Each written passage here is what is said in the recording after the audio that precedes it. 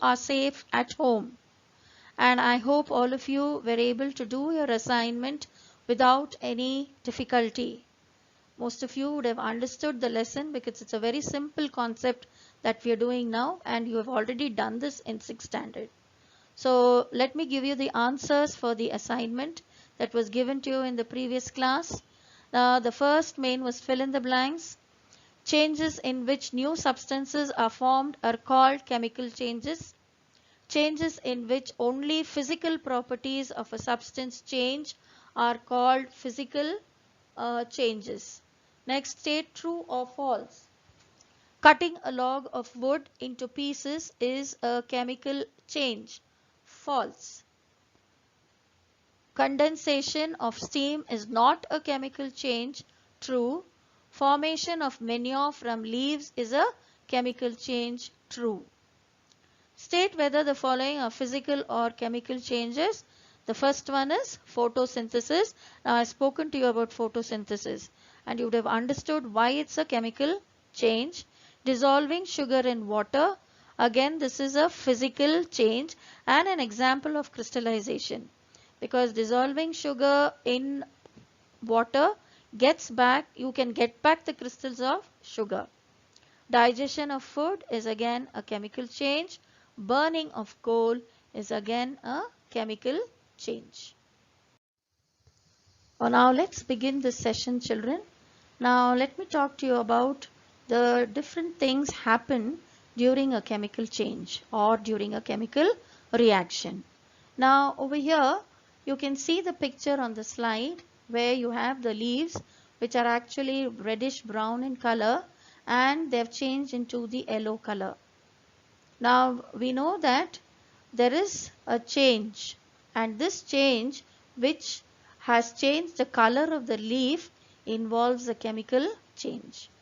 So now during photosynthesis is another example for chemical change where the food is prepared by the leaf and the energy, that is the solar energy that it gets, is actually converted into chemical energy and the food is prepared. Now after a few days, sometimes maybe during winter when you see they cannot make their own food, the leaves change in color and becomes yellow in color. Now this changing of the leaf into the yellowish color is actually a chemical change. So during this chemical change, what happens? There is a change in the color of the original substance and we cannot get that original color back. Now the second example is during a chemical change, sound is produced. When is the sound produced? That is when we burn firecrackers. So again, during the burning of the firecrackers, sound is produced and this is again a chemical change. Now look at the next picture here. Now here you have the crackers, the firecrackers burning. Okay, the firecrackers which are burning over here, they have sulfur and carbon, and since they have sulfur and carbon, they produce a range of gases which are very harmful and they start polluting the atmosphere, and because of the polluting of the atmosphere there are various respiratory diseases which are caused. So this is very harmful. So again this involves a chemical change or a chemical reaction when the fireworks are burst or when they are when they produce that fire over there. The next one which you can see over there is the grapes, the black grapes which are left to ferment. They are left to ferment, they are left to just rot for a few days. Okay, so when they start fermenting, they are usually used to make wine. So when they start fermenting, what happens? There is a change in the color and even in the smell.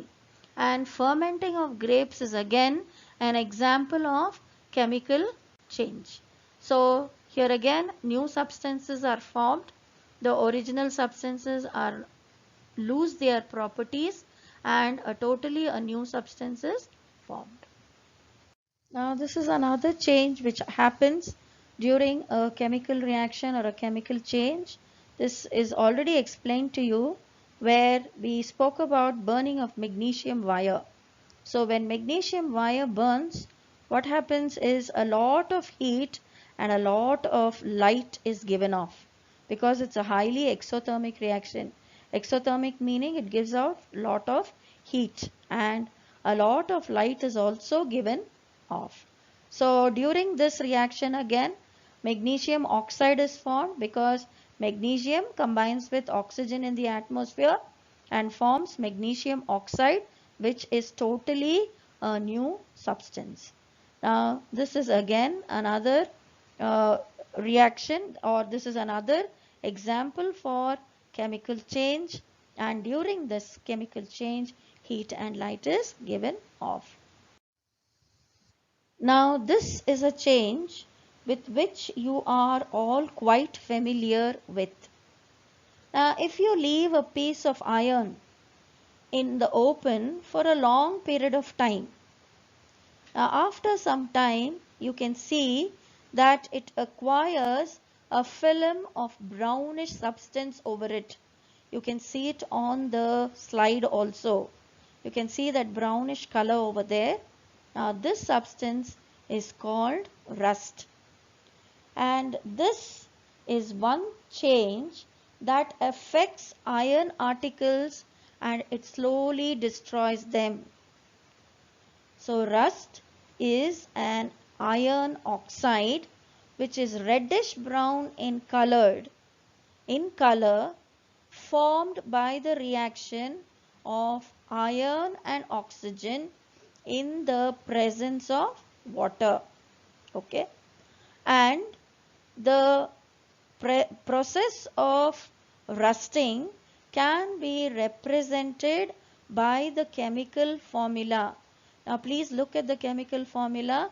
It is shown in the end of the slide, where it shows Fe. Fe is capital Fe, which is the symbol of iron, and O, which is a symbol of oxygen.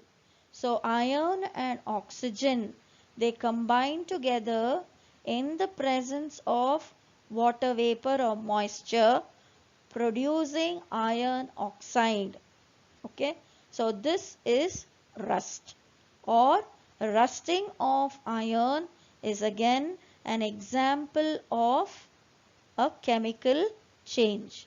So for rusting to take place, the presence of oxygen and water are very, very essential.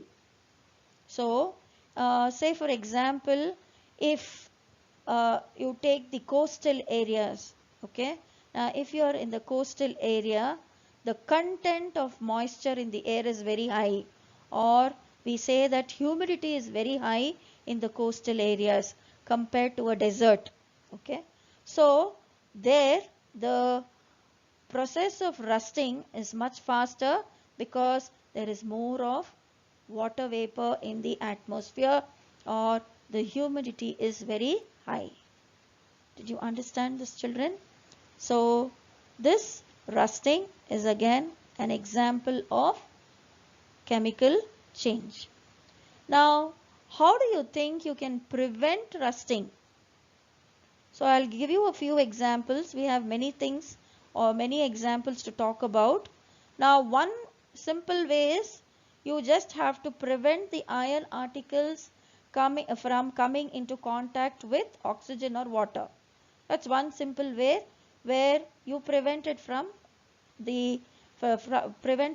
coming into contact with oxygen or water. The second thing is by applying a coat of paint that you would have seen in your houses, the gate in your houses or the grill, anywhere you would have seen, they just paint it. So again, when this is painted, what happens? The iron does not come into contact with oxygen or water, and this prevents the process of rusting. I will talk of some more things on how we can prevent rusting.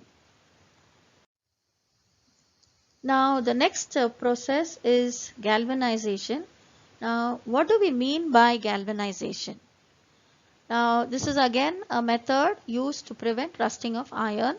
So, galvanization is the process of applying a protective zinc coating to iron in order to prevent rusting and corrosion.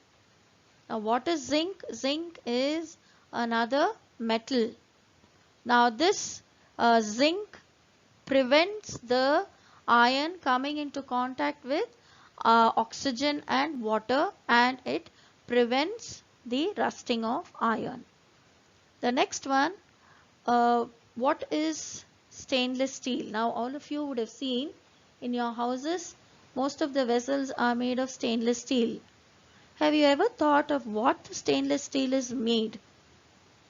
Now the stainless steel or the stainless steel vessels which you use at home does contain iron, okay, and though it contains iron, it is mixed with carbon and metals like chromium, nickel and manganese. So since iron is mixed with all these metals, it does not rust. And if you had only iron there, then naturally it would have rusted. But since iron is mixed with all these things, it does not rust. So that is why you use stainless steel vessels at home. So in class 6 you have learned that salt can be obtained by the evaporation of seawater. Now the salt that is obtained in this manner is not pure. So to obtain large crystals of pure substances can be formed from their solution, and this process is called crystallization, and this is an example of physical change. I'll just explain this to you with a small example where we are trying to obtain crystals of copper sulfate. Now already you know that copper sulfate solution itself is blue in color. Now I want to obtain crystals of copper sulfate. How do I do it? So first what I do is I take water, and to the water I pour drops of dilute sulfuric acid and I start boiling the water. And once it starts boiling, I add copper sulfate powder and I continuously go on adding the powder till no more powder can be dissolved. So then I stop adding the copper sulfate powder. Then what I do is I filter that solution. I remove that water, I filter it and I allow it to cool. So when I allow it to cool and when I see after some time, I see crystals of copper sulfate. So copper sulfate crystals are seen.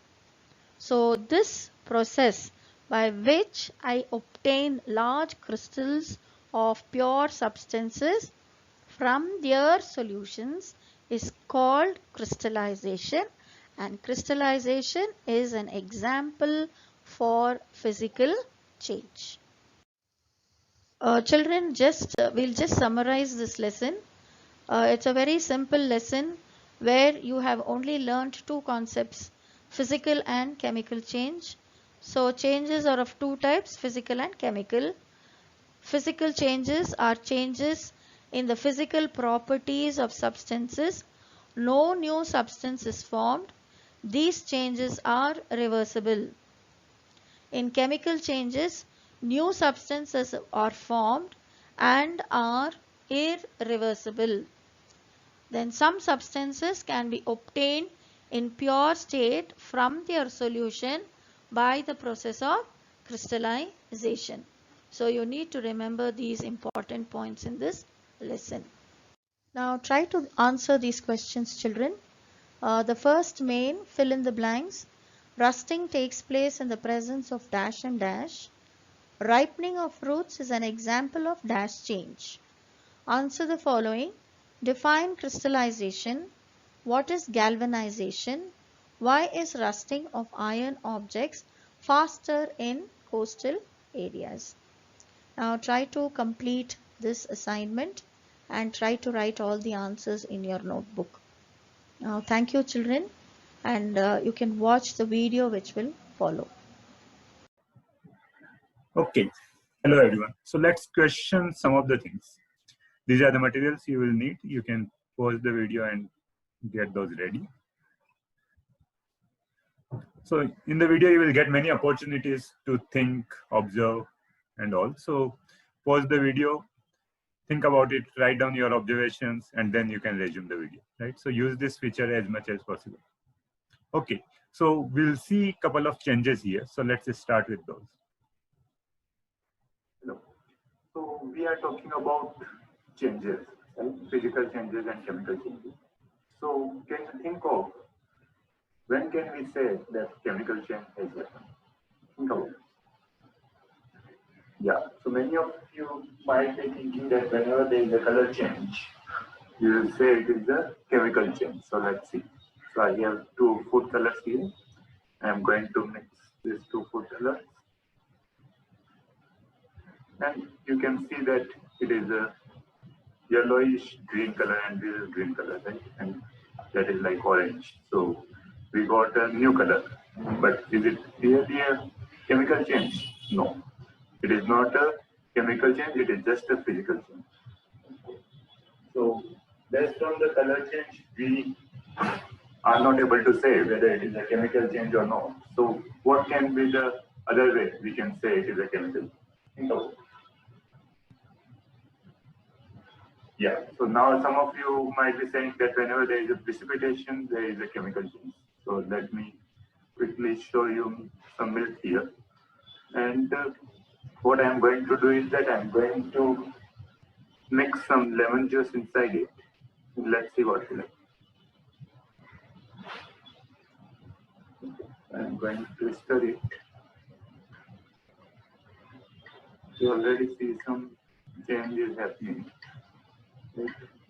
And if we leave it for enough time, then we will see that there is a lot of this curdling is happening. You can see a lot of curdling. So again, there is kind of precipitation, but can we say that it is a chemical change? Again, we can't, this is not a chemical change, it is just a physical change. Here the proteins are curdling and coming closer, so that's why this kind of precipitation is happening, but it is not a chemical change. Now then, we can't say if this is not a chemical change, then how can we say that a chemical change is happening? Think about it. Yeah, so now some of you might be saying that if a gas is produced, then it is a chemical change. So let's see. So I have water here with me, and now I'm going to add a chalk piece inside there. And let's see what will. So you can see bubbles are produced, right?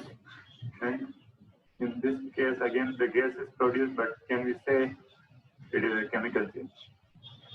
Again, this is not a chemical change. The air trapped inside the chalk is coming out. So that's why we see the bubbles.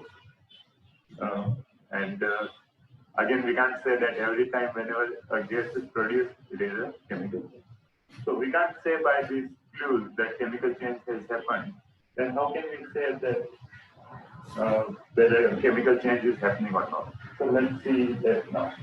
Again, I have milk with me, and you can see the milk, right? And what I'm going to do is that I'm going to take some curd, a spoonful of curd. It is a lukewarm milk, and I'm going to add that curd inside it, and I'm going to stir it, and I'm going to leave it for a day or at least 12 hours, and we'll see that what will happen. Right? So that's what I did last day, and we can see that I got curd. Right? So in this case, what is happening? So in this case, basically milk has a sugar called lactose, and in curd we have a bacteria which is converting that lactose sugar into lactic acid, and due to that acid, this curdling is happening. So here, lactose got converted to lactic acid, and hence it is a chemical change. Right? Now, let's see another example. So I have again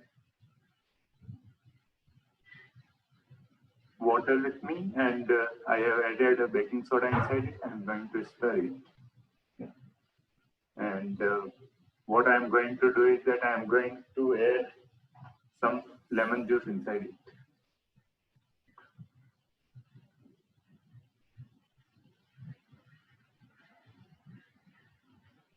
Can you see the bubbles?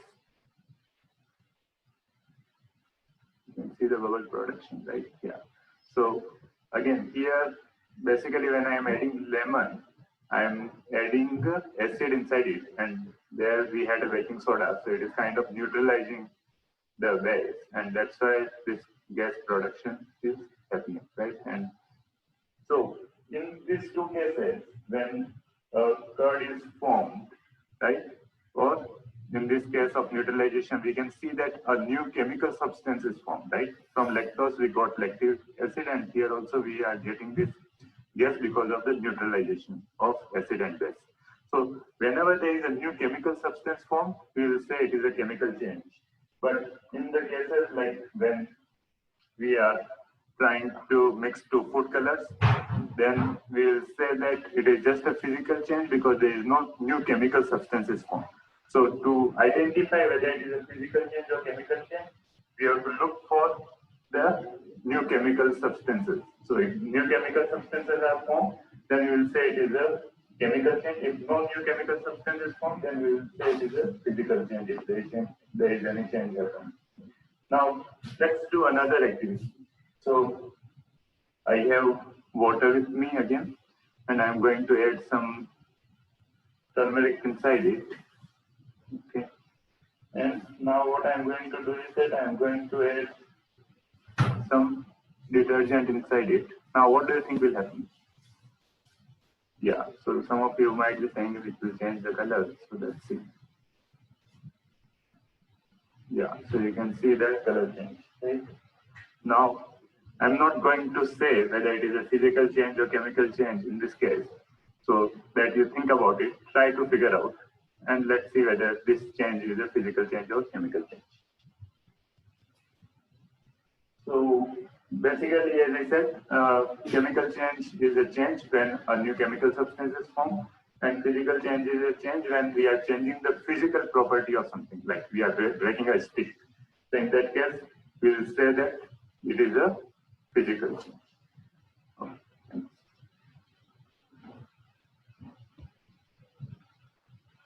So we have seen some physical changes and chemical changes. So let's summarize those. So changes can be of two types, physical and chemical. Physical changes are changes in the physical property of substance, right? If we tear a paper, we are changing the physical property of that, right? So it is a physical change. In the case of physical change, no new substances are formed. And in case of chemical changes, new substances are produced. So that is the difference between the physical change and chemical change. Now, what are the takeaways in terms of skills and attitude? So one thing is being skeptical, right? Not accepting things as it is. We should question. We should not try to see a single clue and try to generalize it, right? In case we can't say that color change is a chemical change, right? We should be skeptical about that. Also, yeah, so as I said, we should not try to generalize the things, right? So it may be visible in some cases, but it may not be true in all the cases. So that is another thing which we should be careful about. In maths, we try to generalize. That is a good thing because we are trying to come up with some pattern and formula. But in science, we may not be always able to generalize the things. And what are the home explorations you can do? So one thing is that you can observe different changes around you and try to analyze those.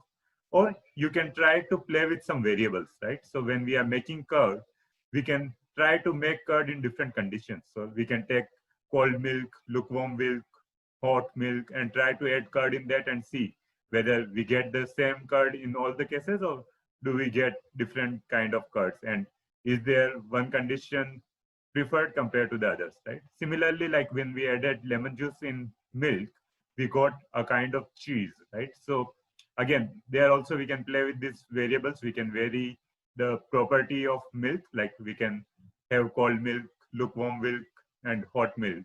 and try to add lemon juice in that and see that which condition is preferred for making cheese. So you can play around with the variables and see that what are the results you are getting, right? And you can do any other open exploration with the changes what we are doing.